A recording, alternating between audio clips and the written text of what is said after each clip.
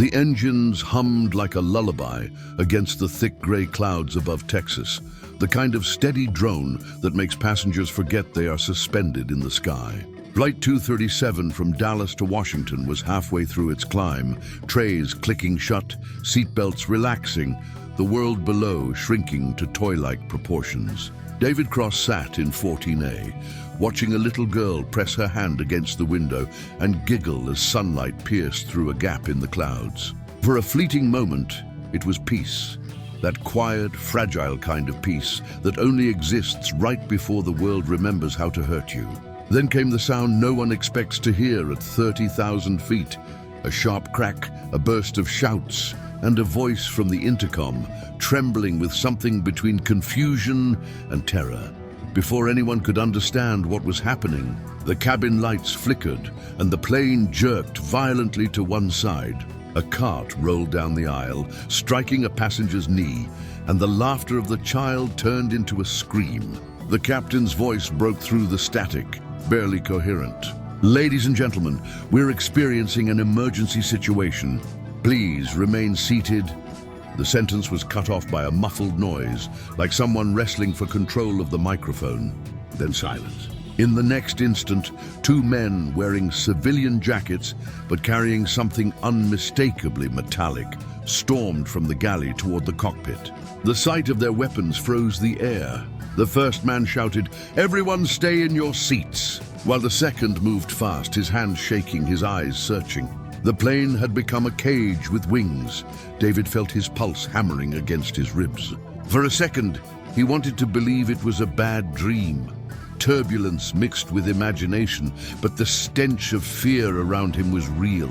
The mother beside him clutched her child and whispered prayers. Somewhere behind them, a phone buzzed before being snatched away. David's hands trembled slightly, though not from panic. It was something deeper, an echo.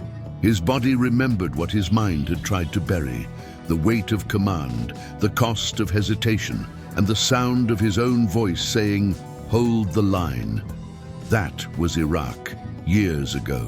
Now it was happening again, but there were no soldiers, no protocol, only civilians looking for someone to save them. As the men forced their way into the cockpit, David's reflection in the window stared back at him. A man who once led others through fire, now pretending to be invisible. He could have stayed still like everyone else, but then the intercom crackled again. This time the captain's voice was different, distant, heavy with resignation. "Is there any pilot aboard?" The cabin went dead silent. No one moved. The question wasn't directed at anyone in particular, yet David knew it was meant for him. Every muscle in his body screamed to remain seated, to let someone else step forward. But the truth was, there was no one else. Before we continue, tell me in the comments where you're watching from, and if you love stories that keep your heart racing, don't forget to hit like. Enjoy the story. David unbuckled his seatbelt slowly. The sound of the metal clicking open was louder than it should have been. Heads turned toward him, eyes wide, some pleading, others curious. The aisle stretched ahead like a corridor to judgment. As he rose, a voice inside whispered, "Don't do this again."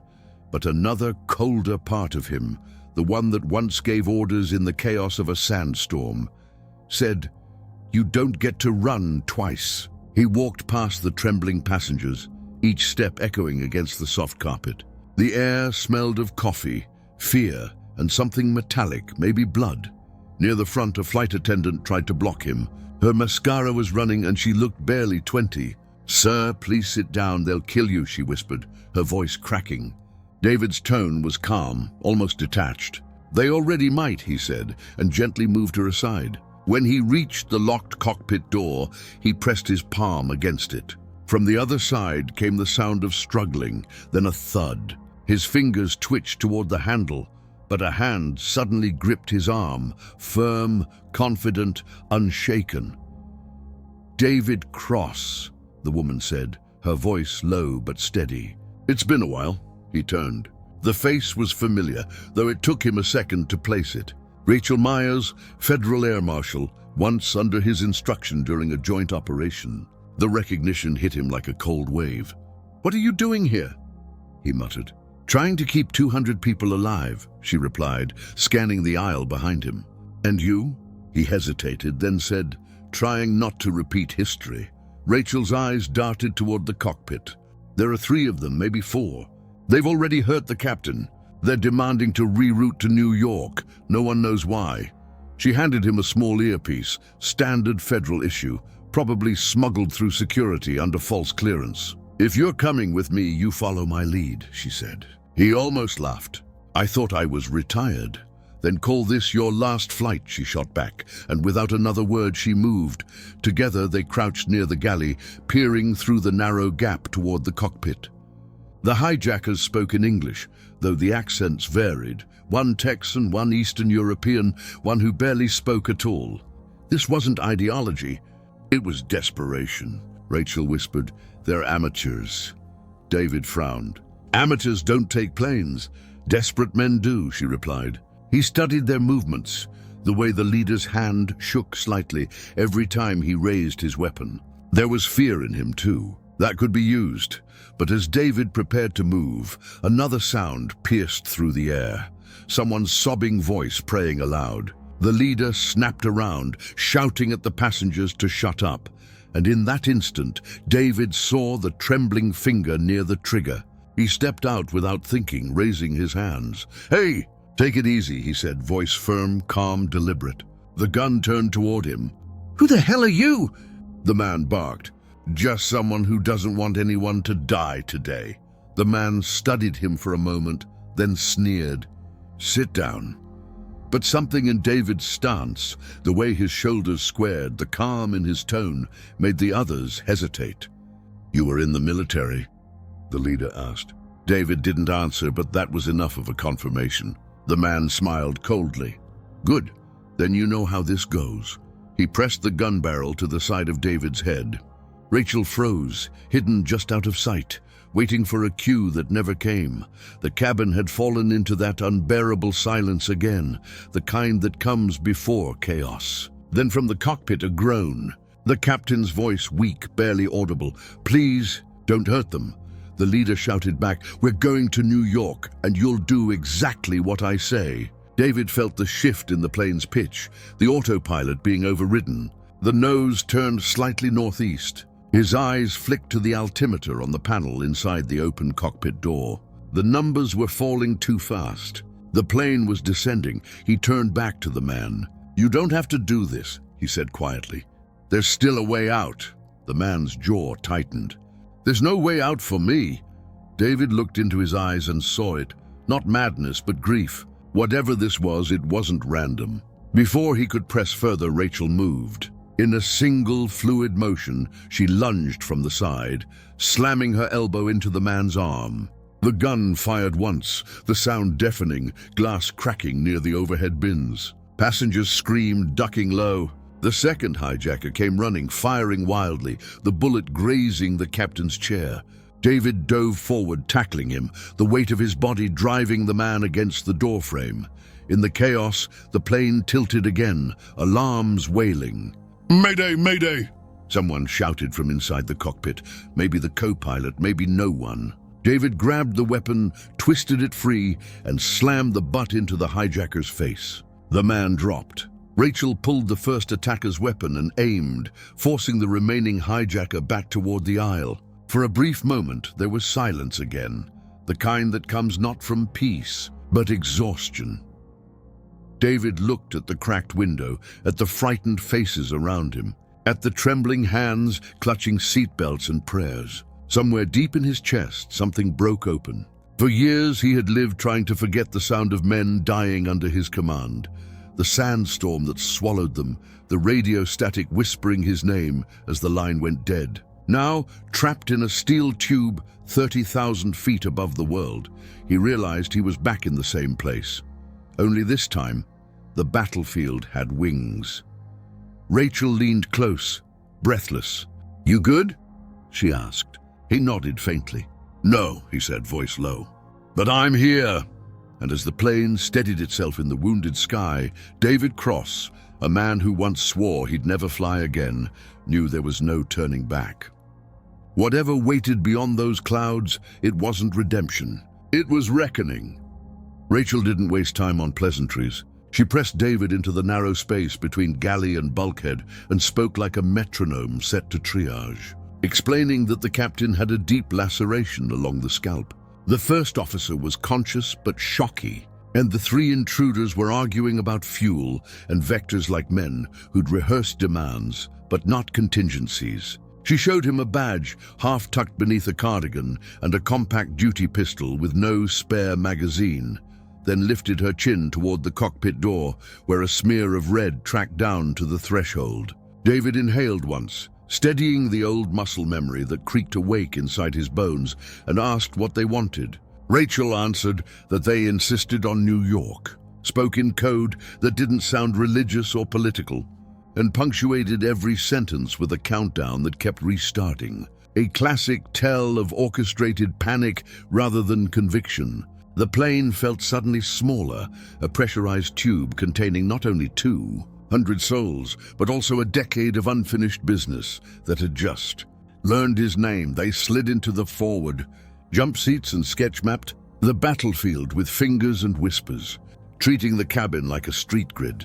The leader, nervous tremor masked by volume, hugged the cockpit threshold and used it as psychological high ground. The heavy, a block-shouldered man with a scar at the collar, patrolled the first-class curtain like a bouncer who didn't know his club.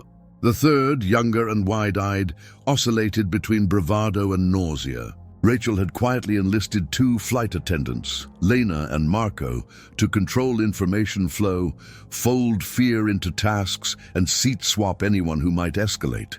David asked about tools and got a bag of airline improvisations: zip ties, safety wire, a thermal coffee pot, a spare oxygen bottle, a roll of duct tape, and a maintenance key that opened everything except the future. He didn't smile. He just said, "We'll need noise, angles, and 30 seconds that feel like one." Her gaze flicked to his hands, noting the small tremor that wasn't fear, but throttle memory. "You're the one from Dust Storm, aren't you?" she said. Not quite a question, not quite an accusation. More like a diagnosis delivered in low light. He didn't deny it, and the absence of denial was answer enough. Rachel's tone softened by a degree. "I read pieces of the inquiry. I know what the paperwork says. Paperwork never hears wind, so it lies kindly." That should have helped and didn't. If anything, the mention of Dust Storm punched oxygen from his chest with the precision of a well-thrown elbow, because the file used words like fog of war and communications failure, while leaving out how he'd said hold and then didn't. He forced his focus forward, asked for seat maps, and began assigning roles like he used to assign fire sectors. His voice low and clipped. 2 able-bodied volunteers to choke the aisle with luggage at a signal. 1 passenger with medical training to stabilize the captain. An older man with a cane to stage a distraction that looked accidental. And the attendants to prep blankets to muffle sightlines and sound. The first dry run was cognitive only. A silent pantomime, and it told them everything they needed to know. The leader was listening as much to the cabin as the cockpit, trying to read morale. The heavy hated uncertainty and responded to it with proximity. The young one kept glancing at the aft restroom like a man worried about motion sickness or a hidden rendezvous. Rachel leaned forward, her breath barely audible. "The scared one is our hinge," she said. "He will not hold if something flips the table." David nodded, calculating distances, the time for a man to process a noise and decide which way to point a gun. He told Lena to collect unused pillows and stack them on the galley floor as if tidying, instructed Marco to stage a service cart at a diagonal to create a choke point, and asked a college kid in a hoodie to pretend to film so the heavy would wander toward the visible offense and away from the real problem. None of it looked heroic. All of it clawed seconds from chaos. When the cockpit door cracked open again, David glimpsed the first officer's gray face, and the blood stippled across the captain's collar, which made the timeline less abstract and the stakes more atomic. The leader demanded to verify heading for New York and waved the pistol toward the window as if stars were road signs. Rachel used the moment to step into his periphery and ask for proof of life logic, If they killed the pilot, who would land them anywhere but the ocean? The leader's mouth twitched, and for a heartbeat, David saw the outline of an answer that wasn't theological at all. This was personal. People who wanted a message bellowed. People who wanted a man bled in private. "They're not chasing a city," David murmured. "They're chasing a ghost." The words surprised him, maybe because he heard the echo of his own chase.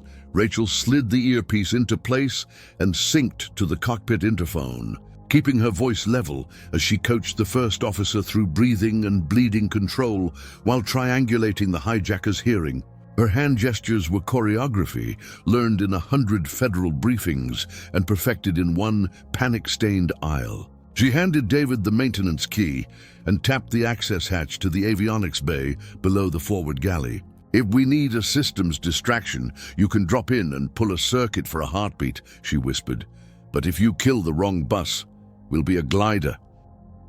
He shook his head once. "No blind cuts. We'll use human error instead." It wasn't false bravado. He'd ridden gliders over the desert that were never meant to glide. The plan settled like a storm line. Lena would spill coffee on the Heavy's sleeve to trigger a flare of temper. Marco would jam the service cart as if clumsy, forcing a bottleneck. The cane man would stumble and clatter into the aisle, summoning sympathy and noise. Rachel would step into the leader's eye line with controlled vulnerability. A picture of compliance with just enough steel to hold his gaze for 3 beats. And David, using those beats, would thread the gap to the cockpit threshold with one objective only: stabilize the first officer, secure the door angle, and strip one weapon out of the equation without firing a shot that would resonate through 200 skulls forever. He said it flat, as if reading weather. "Nobody plays hero, nobody gets famous, everybody gets home." Before they moved, the young hijacker drifted forward, his face milk pale, whispering to the leader that their window was closing and fuel wasn't a suggestion. Up close, David heard the tremor in the boy's voice and the syllables of a Midwestern upbringing fighting a borrowed script. The leader hissed and shoved him back, and the shove landed with the bitter intimacy of family. Rachel watched the microdrama with a profiler's eye and recalculated odds. "You were right," she breathed. "This isn't ideology. It's grievance chained to desperation." David didn't answer because answering meant acknowledging how many grievances lived under his own skin, how many names dust still carried. Across his sleep, the signal began with an apology. Lena bumping the Heavy's arm and saying sorry 3 times while the scalding splash hit his wrist, followed by the metallic scrape of the cart locking crooked into the aisle. The Heavy swore and pivoted, anger tunneling his focus, and the cane man executed his fall with Oscar-worthy commitment, the cane clattering like a bell that said, "Look here." Rachel stepped into the leader's field with both palms visible and a controlled tremor in her voice that read as fear but measured as strategy, asking whether he wanted water, whether he wanted the cabin quiet, whether he wanted the captain's bleeding to stop before shock stole their leverage. The leader lifted the gun toward her sternum, but his eyes betrayed the slightest relief. Someone was finally offering a plan, and relief is the tiniest door through which fate enters. David moved, not a sprint, not a lunge, just a predatory glide that turned distance into a misunderstanding. He slipped between cart and curtain, brushed the door jamb with his shoulder, and placed himself in the triangular geometry where a hand, a weapon, and a decision collide. He didn't try to wrench the gun, too loud, too final. He simply lifted his forearm under the leader's wrist and tilted it a degree that made trigger pressure translate into ceiling rather than chest, while his other hand found the first officer's elbow and squeezed. The old flight room squeeze that says, "Stay with me." The first officer blinked, focus returning like power to a dimming grid. David murmured the only words that mattered. "Breathe. Hands on the yoke. I've got the rest." It wasn't strictly true, but truth in these moments is a tool, not a shrine. The Heavy recovered faster than David wanted, shoving the cart and snapping the aisle back to lethal order. Rachel anticipated the turn and stepped into him, her pistol still hidden. Her words fast as beads on a rosary, "Don't do it." If a bullet hits the panel, we all die equally. That landed because even the angry understand math. The heavy's jaw clenched. The leader's wrist trembled.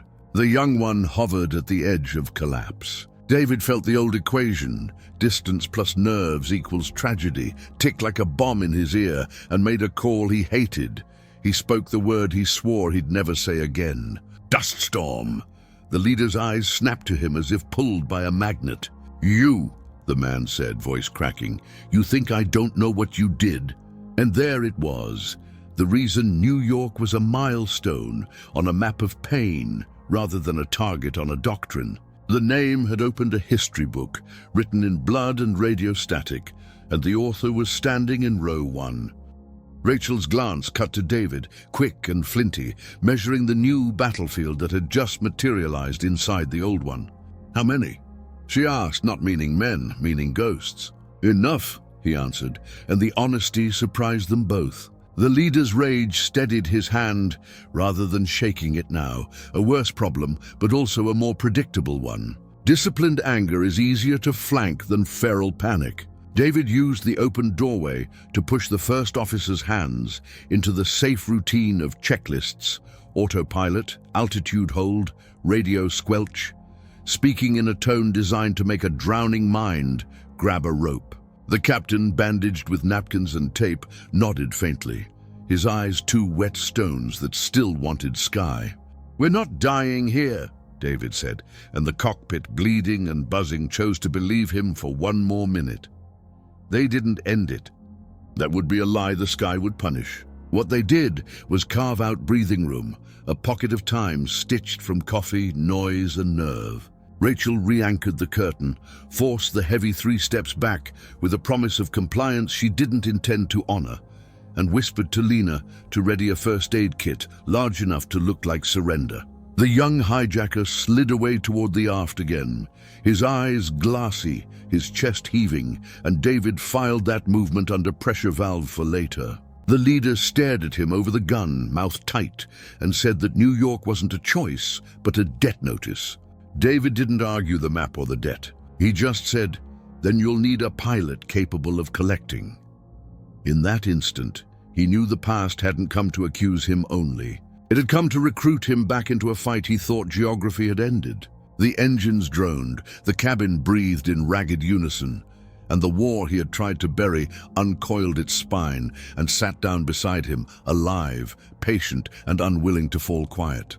The aisle narrowed to a judgment corridor as the leader leveled the pistol at David's chest and told him to step closer, and David moved because hesitation had a body count in his memory. The cabin had settled into that brittle quiet of forced obedience, crying children muted by trembling hands, phones tucked away, eyes fixed on shoes as if carpet could promise survival. Rachel kept 3 paces off his shoulder, reading angles, isolating variables. Her voice steady in the interphone, coaching the first officer through shallow breaths and simple toggles to keep the airframe honest while the humans lied to one another. David lifted his palms, slowed his breathing, and asked the leader what he wanted that New York could give him in a way Dallas could not, and the man's mouth twisted with something too personal to be politics. You don't recognize me, the man said, and the tone wasn't theatrical. It was the sound of bone remembering a break. David studied the face, short beard cut as if by routine rather than vanity, a faint surgical scar grazing the jawline, pale eyes that didn't dart like amateurs' eyes but fixed and punished, waiting for an answer he had rehearsed hearing for years. The voice rode a Midwestern vowel, the kind learned in school gyms and church basements, the kind David heard in his platoon when boys went to war under names their mothers still used. We've met? David said, not to stall, but because certainty would shatter something he needed intact for 10 more minutes. The man stepped nearer, gun steady now that fury had crystallized the tremor into purpose. My brother died in your sandstorm, he said, quiet enough that only Rachel and the first 3 rows could hear. Ethan Miller. You told the report you couldn't find him. I read your signature under those words.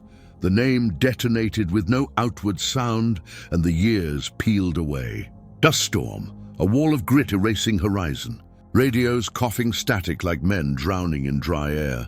His own voice issuing an order to hold position until the winds eased and the evac route cleared. The second voice, Miller's, answering with a humor that made boys braver.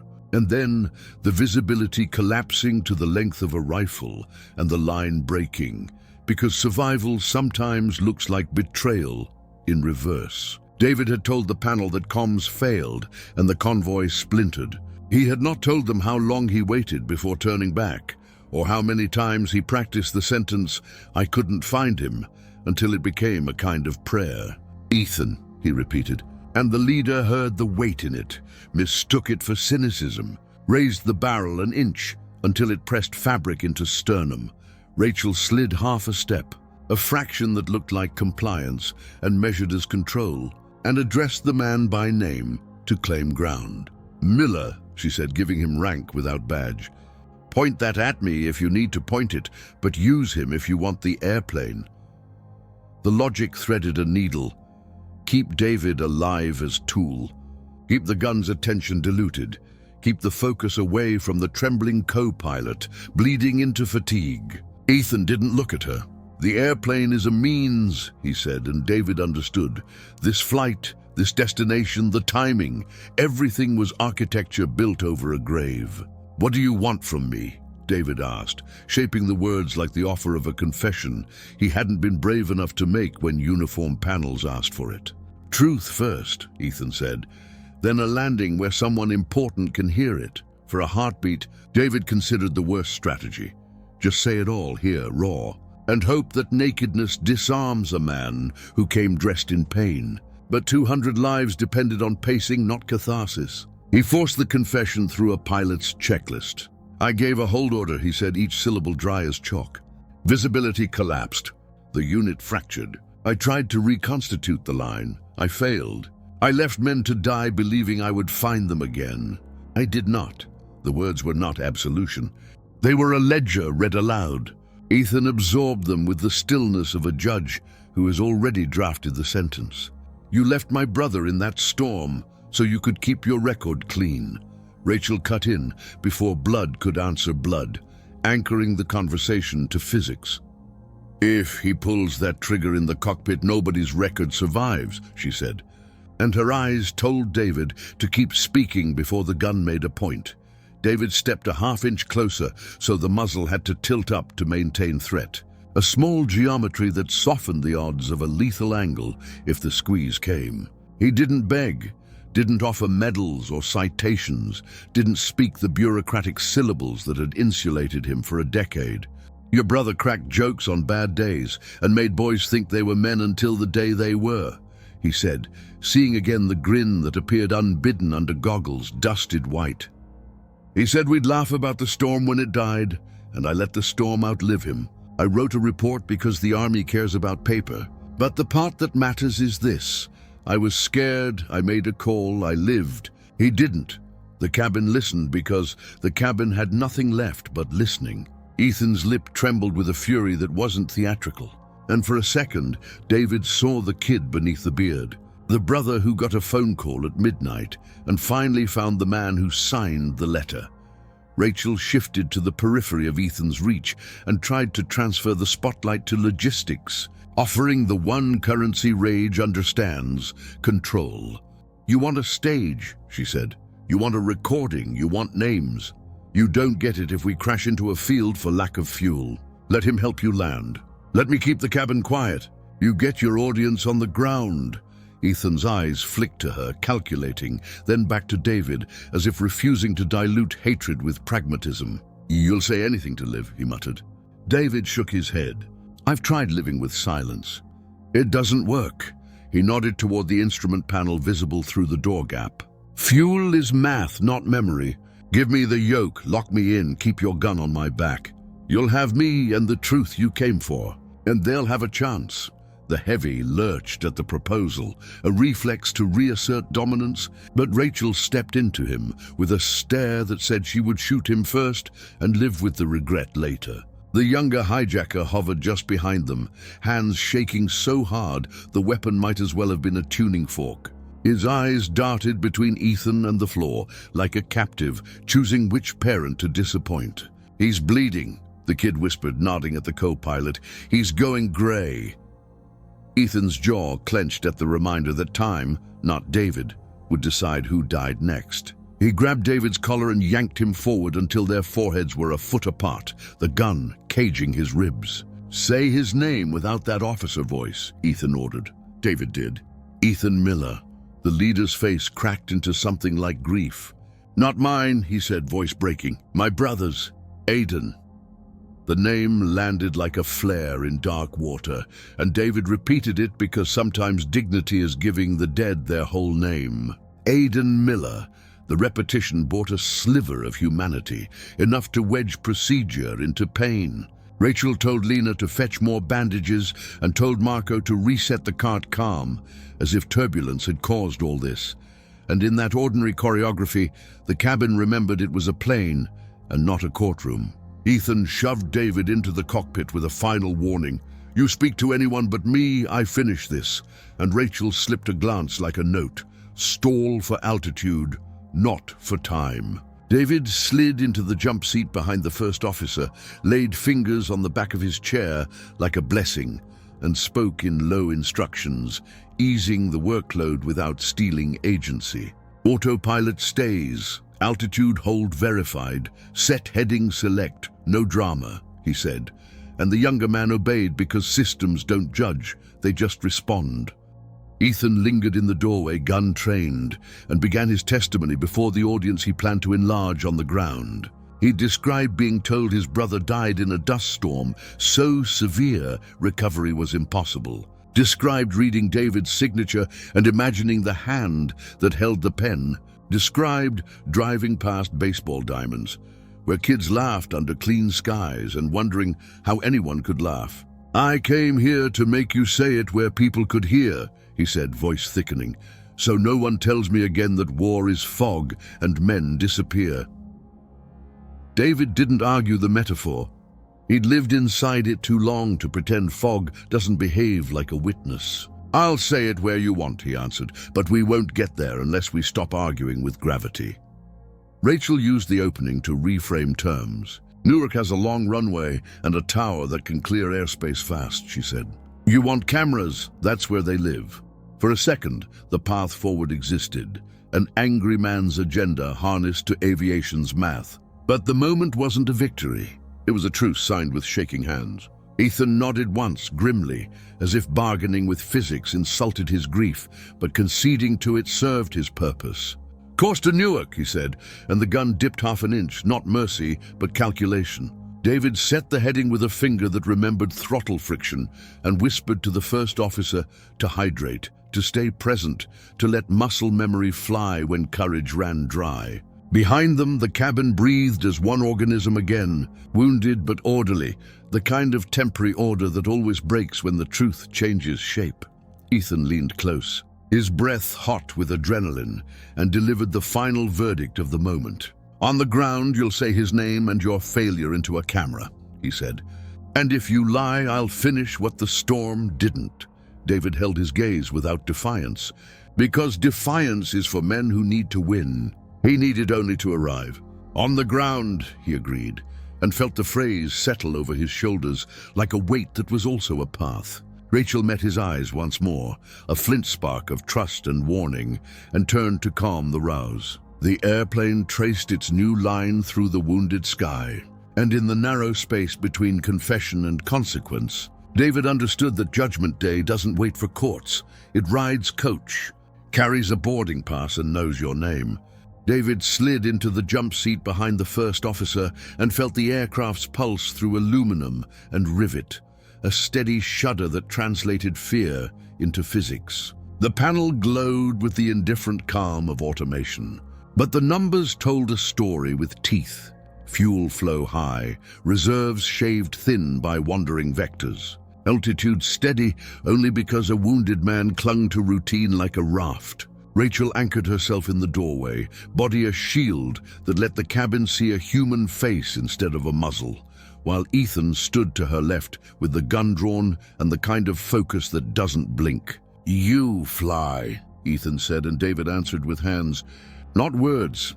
Verify autopilot mode, check altitude hold, arm heading select. Establish a climb to buy time without announcing it as hope.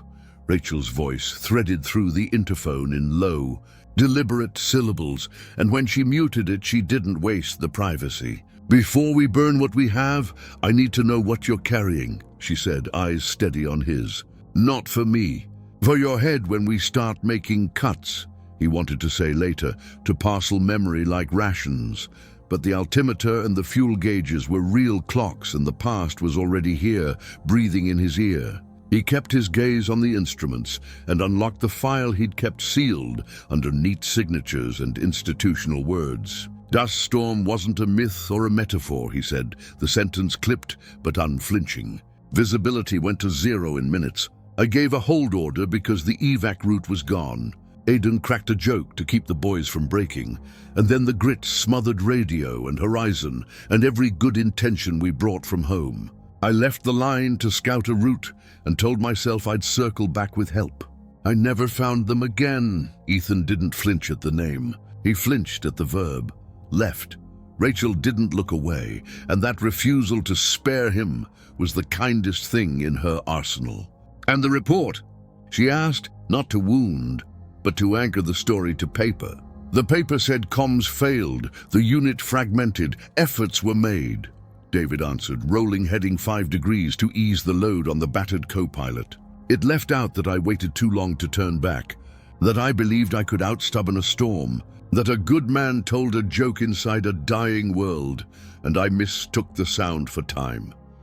He swallowed, tasted metal, and pushed the thought into a place where it couldn't paralyze his hands. The army likes clean endings. I accepted one because the messy one wouldn't let me sleep. Silence in the cockpit wasn't truly quiet. It was the hiss of conditioned air and the buzz of human resolve, trying to find a frequency. Ethan stepped closer, muzzle nicking fabric. So you admit it now with the plane between you and the ground, he said, no triumph, only a ledger's line. I admit I failed men who trusted me, David said, steady, because wobble kills. I admit I built a life around not saying that sentence out loud. He pointed to the fuel digits with 2 fingers. And I admit we'll be flame and aluminum if we keep flying lies instead of numbers. Newark buys us a runway downwind. Vectors from ATC buy us clean airspace. Lock me to the task you came for, but let me do the work that keeps your brother's name out of a crater. Rachel seized the sliver the confession had opened and drove logistics into it like a wedge. She keyed the radio, voice pitched to normalcy, and declared a medical emergency without using the word hijack, then toggled the transponder to 7500 for a single heartbeat, just long enough to send a whisper to every screen within 100 miles, before returning to 7700 so the cabin wouldn't learn the ugliest word in aviation from a chime. Ethan saw the motion, jaw tight, but Rachel held his stare and translated action into promise. They'll clear the lanes. You get your cameras. He gets to say Aiden Miller where it echoes. The gun didn't lower. His rage did, by a degree too slight for celebration, but large enough for survival. The first officer's hands shook on the yoke, and David leaned closer, voice dropping to the register men use to rebuild confidence in darkness. You're not alone, he said. Checklist is a team sport. I'll call, you touch. We fly the simple things first. He kept the tasks small and sequential, fuel pumps confirmed. Crossfeed set, bleed air steady, altitude step to gain thin safety, because complexity is where courage fractures. The airplane responded like a living thing, choosing to cooperate, and the co-pilot's breathing found a rhythm that matched the engine note. Behind them, the cabin stabilized into tense order. Lena moved among rows with gauze and water like a nurse in a moving ward. Marco reset the cart to look like normal, and the old man with the cane gripped it like a sword he no longer had strength to swing. Tell me the part that isn't in the file, Rachel said, softer now, because she knew momentum matters in both flight and confession. The exact moment it went wrong. David didn't let his eyes leave the alt tape, but he reached for the memory and let it bite. I stood on a Humvee step with goggles full of grit and told myself I had 10 more minutes before I had to turn back, he said. I took 11. That's the arithmetic that kills. When I returned, the world was a wall. I called Aiden 3 times on a channel the storm had already swallowed and pretended the click I heard was his answer. He exhaled. I wrote I couldn't find him because I wanted the sentence to be short. The truth is longer. I couldn't find him because I stayed a minute past the point where pride turns into negligence. Ethan's face changed in a way that had nothing to do with forgiveness and everything to do with recognition. He knew the shape of that minute because grief etches it into the skull. On the ground, he said, voice rough, you'll say that into a microphone. David nodded once. On the ground, I'll say everything you came to drag out of me. Up here, I'll keep people breathing because your brother would have cussed me if I didn't. He eased the nose a fraction and felt the jet settle like a law obeyed. The HUD numbers lined up. They had a track. It wasn't safety, but it was a direction. ATC came back with vectors that sounded like kindness, disguised as procedure.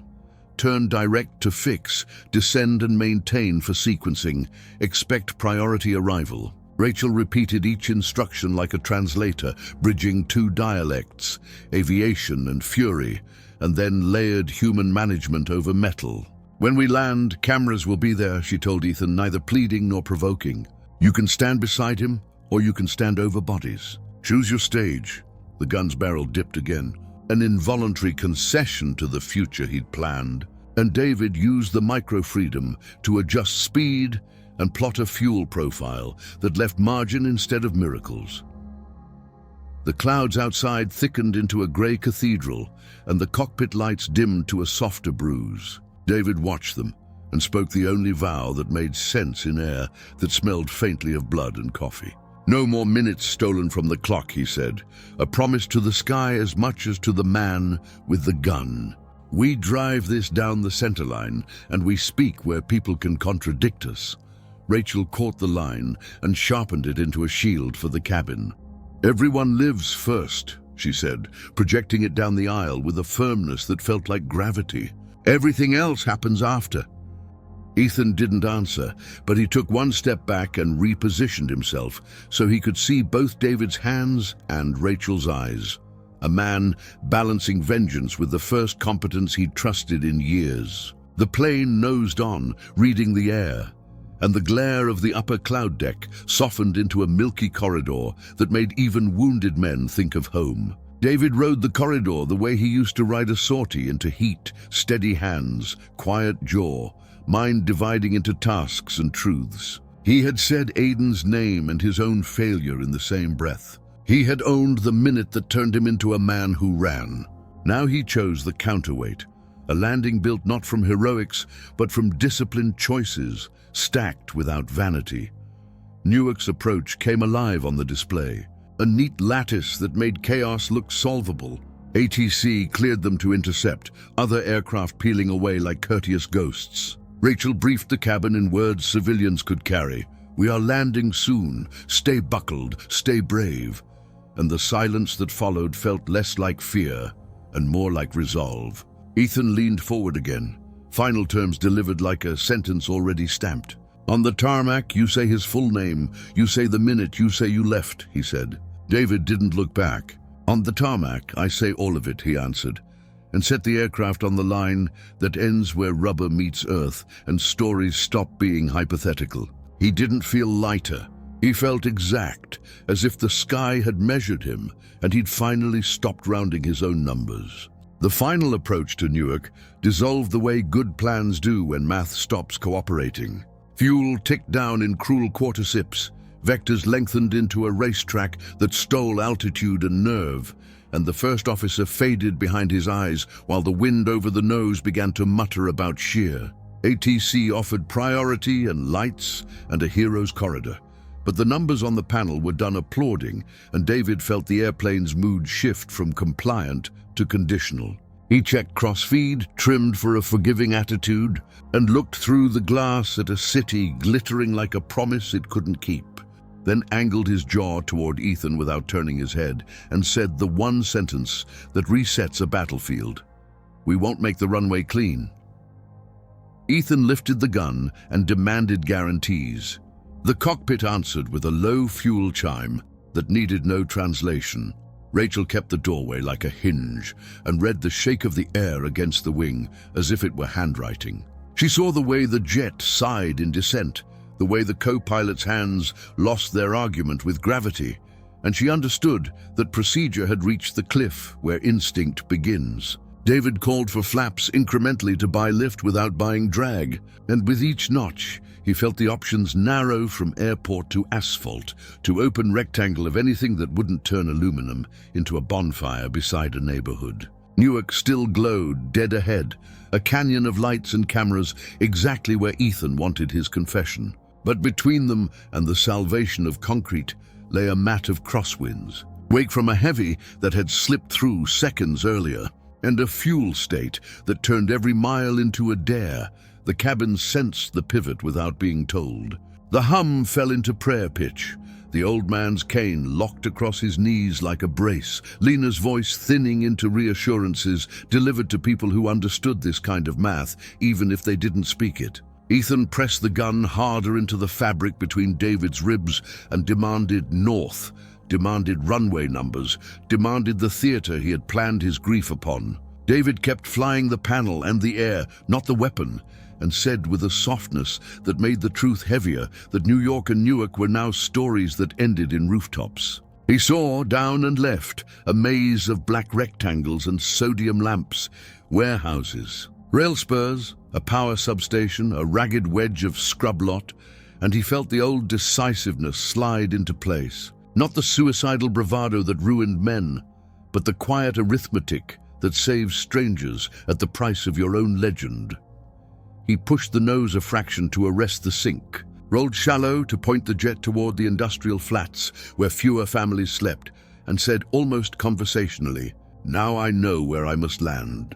Rachel turned her head a single degree and read the undertone she had heard in other men right before they stepped into fire. It wasn't martyrdom exactly, but it rhymed with it, and she would not let the story conclude in a blaze that gave cameras the wrong ending. "Negative," she said, and before Ethan could decipher the tone, she rotated her hips, drove her shoulder into David's, and took the yoke with a violence that still protected the airframe, pivoting the nose off the power yard and toward a long rectangle of dirt lot, hemmed by shipping containers and a fence that would hurt but not explode. The airplane complained. The stall shaker muttered its dry warning, and the altimeter ran like a clock in a hospital at 3 a.m. David caught her intent as their hands fought and agreed with his muscles, even while his pride tried to argue. He threw the spoilers just enough to help the turn without killing their last lift, kicked a whisper of rudder to line their belly with the scarred dirt, and called for gear override and flaps full while knowing he might only get most of what he asked. Ethan shouted that this wasn't the deal, that Newark was the stage, and he'd promised a microphone, and Rachel snapped back that microphones work in parking. Lots too, while she flew the nose low enough to deny a bounce, and high enough to cheat the fence. They crossed the wire, an imaginary wire notched into both of their imaginations, 10 feet too fast and 3 feet too low, and the first contact was less a landing than a controlled surrender. The nose kissing the dirt with a scream of aluminum and a fan of sparks that looked like a comet reversing course. The belly tore open somewhere aft with a sound like a giant zipper. A tire exploded into confetti. The left wing clipped a stack of palletized coils that sheared metal like tall grass, and the cabin became a snow globe of oxygen masks and prayers. David held the yoke forward to keep the nose from pitching into a fatal hop. Rachel rode the rudder to keep the fuselage straight as the ground clawed at it, and the aircraft slid in a long, howling exhale across the grit, past a row of freight trailers that flashed like tombstones in peripheral vision, into a final pirouette that ended nose to wind with the lights of a Jersey night staring back like a jury that wasn't sure how to vote. Silence followed, not the holy kind, but the diagnostic kind. the silence of systems deciding whether to ignite. Then the cabin found its voice again in coughs, sobs, and the tinny hiss of deployed slides slapping dirt. No fire. The miracle wasn't romantic. It was the angle, the bleed on approach, the fuel nearly gone and thus less to feed a blaze, the ugly blessing of an industrial field that had already burned 1,000 smaller things. Rachel unstrapped with a wince, shoulders screaming, left wrist hot and wrong, and pointed the flight attendants toward doors that would open, sent passengers by row, not because order mattered now, but because giving people a job is the fastest way to steal panic's teeth. The old man with the cane came down a slide like a child and kissed the ground. A teenager who had pretended to film held back, tears until he saw his own hands, and then shook as if applause had no place in his body anymore. Ethan stood stunned by the unglorious reality of survival in the wrong place. His grief's choreography broken, the gun drooping as if its purpose had leaked out on impact. David, breath catching against a rib that might have cracked, reached and took the weapon with the same gentle authority he'd used to unjam a rifle in another life, thumbed the magazine clear, and handed the empty thing back to a man who no longer knew what to do with it. "You still get your truth," he said, voice rough but steady. "You just don't get a runway backdrop." Ethan looked at him with the baffled fury of a playwright whose stage had flooded, and for a second David thought the punch would come. Instead, the man folded at the knees and sat in the dirt as if gravity had finally collected on a decade of debt. Sirens approached from multiple directions, a blunt choir that turned the night into a map of red and blue, and floodlights on telescoping masts lit the scar their slide had cut across the lot. Rachel walked the length of the fuselage with Lena and Marco, tagging seats with a glance the way medics tag triage.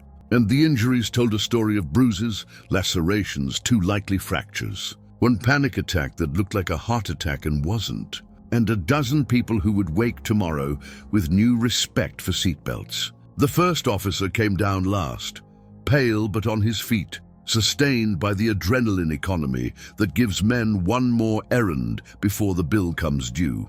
He touched David's forearm and tried to apologize for fading. David shook his head and told him he'd flown like a man who wanted strangers to meet their grandchildren. Police ringed the perimeter with accelerated competence. Fire crews showered the belly with foam like an argument against fate. And paramedics started to harvest the wounded from the safe edges inward. Rachel surrendered her pistol to a uniform with a clipped explanation and a badge number, then turned to Ethan and said without heat that his grief had almost turned 200 names into a memorial wall nobody would visit. He raised his eyes as if to spit back anger, but the sight of a woman with a split lip handing a baby down a slide rewired his monologue. And when the cuffs came, he didn't resist, not because he believed he deserved them, but because he had finally run out of moves. David sat on a coil of cold steel and let the wind wash the cabin smell from his lungs, watching firefighters step through vapor clouds like actors exiting a scene they refused to overplay. He wasn't waiting for applause, and none came. What arrived instead was the strange quiet that follows correct decisions executed without charm. He felt the absence of flames like a presence, named the feeling without saying it aloud, and allowed himself one small ritual he had denied for years. He closed his eyes and said Aidan Miller's name in a way that didn't edit the minute that killed him. When he opened them, Rachel had crouched in front of him, one hand pressed to her wrist, the other offering a bottle of water as if this was still a flight and she was still on service. "Good landing," she said, and he laughed once, because the gallows humor was the only kind that fit. He told her she had stolen his martyrdom, and she told him martyrdom is just suicide with better publicity, and that tonight didn't have room for either.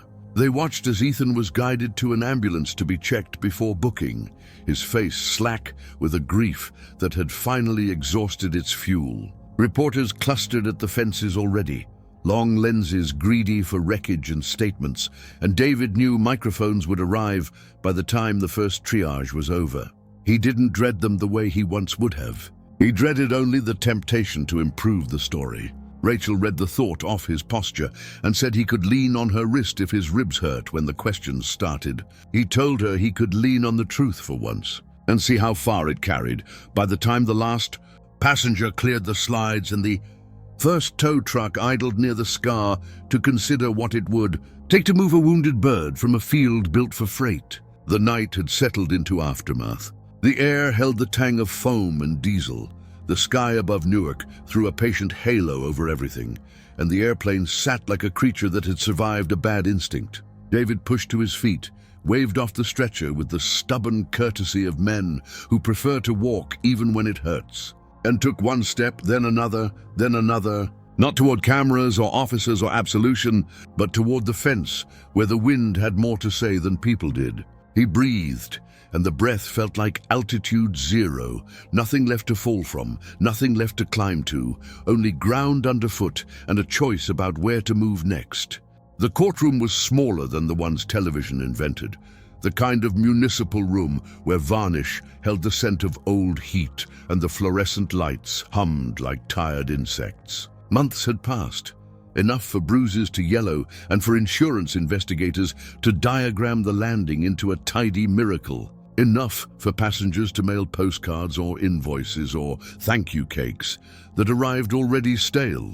David entered without ceremony, suit borrowed from a neighbor and pressed too sharp along the seams, limp almost gone.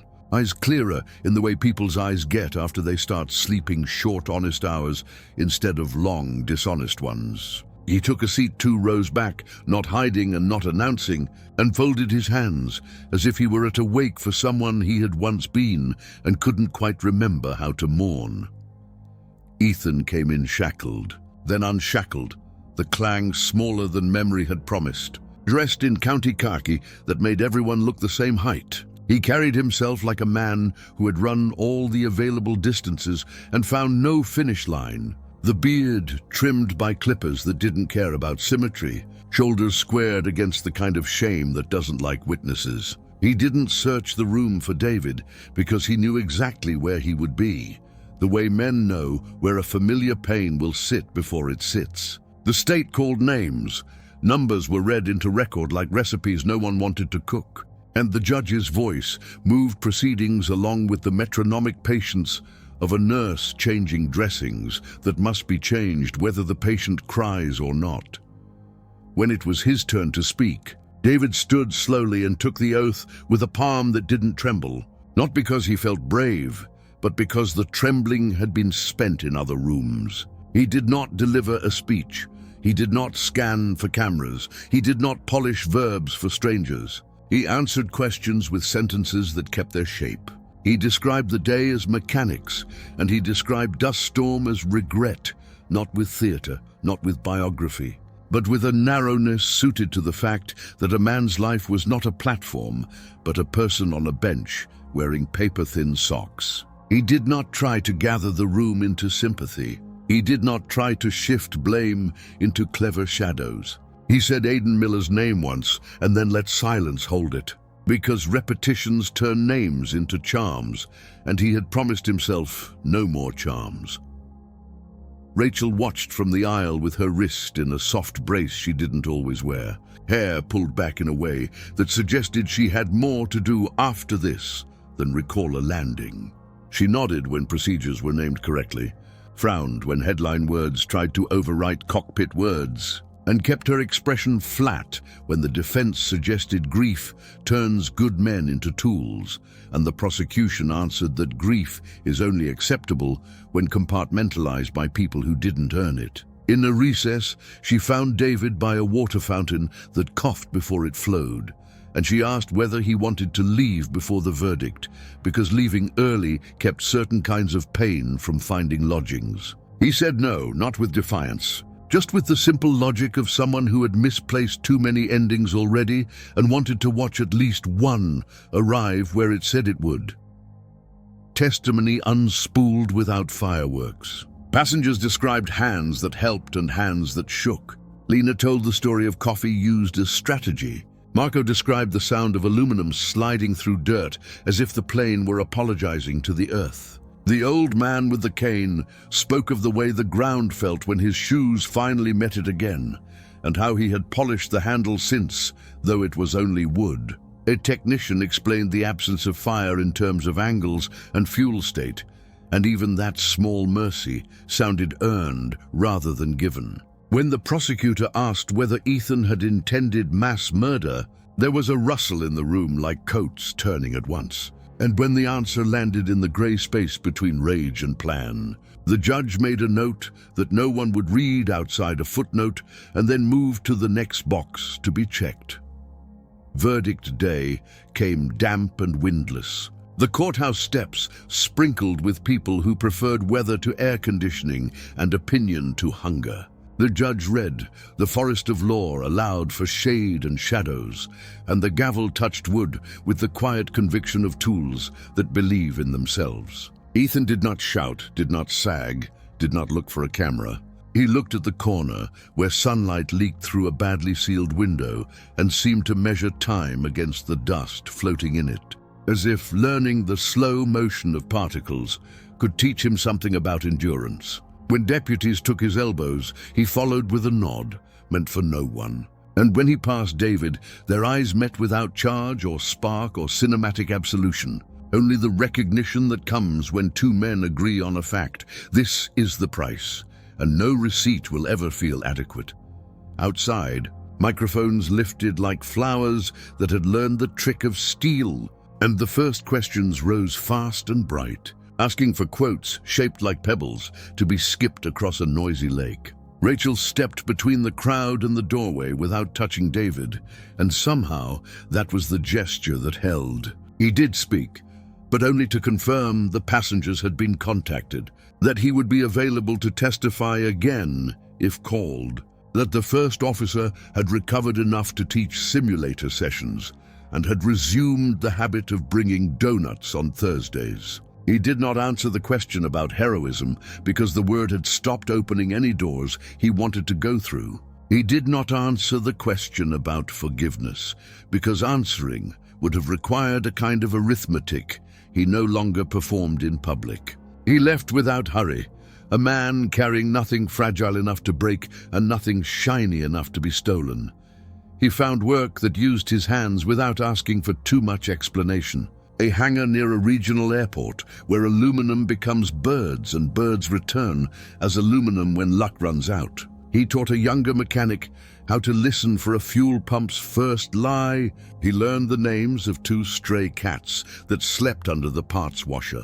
And he brought a thermos that scalded his tongue the first week because he forgot that heat doesn't wait for permission. Sometimes a passenger from Flight 237 would appear unannounced with a handshake too firm or a pie too sweet, and he would greet each of them like people who had survived the same bad weather rather than characters who had shared a script. Rachel called twice, never for ceremony, once to ask about a pilot in trouble with drinking and once to send a photograph of the dirt lot in spring, the scar faint under a film of green that wasn't grass so much as stubbornness.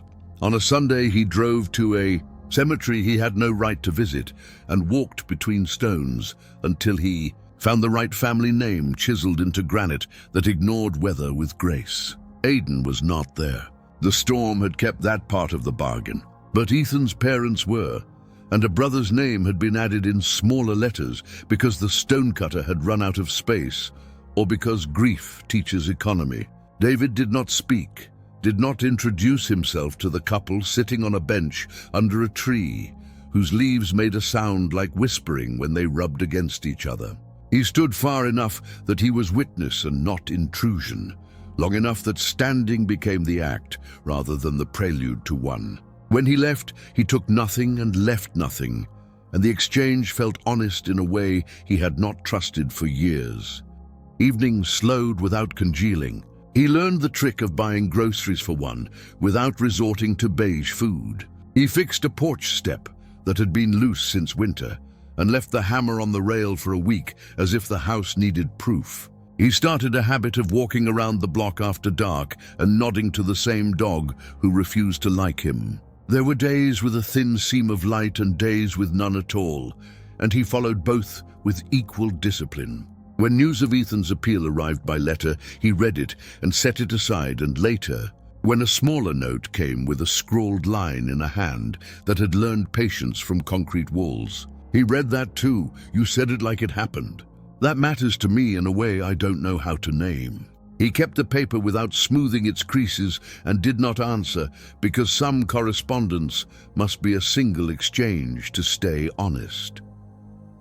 On a bright afternoon that did not ask permission to be bright, he returned to the field where rubber had not met concrete and found the fence replaced. The dirt raked by machines that tidy after disasters. The air carrying the same industrial breath that had always lived there. No memorial plaque, no bouquet wired to chain link, just a faint discoloration like a healed wound on a knuckle that still aches in rain. He leaned on the rail, hands rough with the harmless work of safety wire, and watched a freight truck grind in low gear across the far edge of the lot. The driver tapping the wheel in time, with a song that nobody else could hear.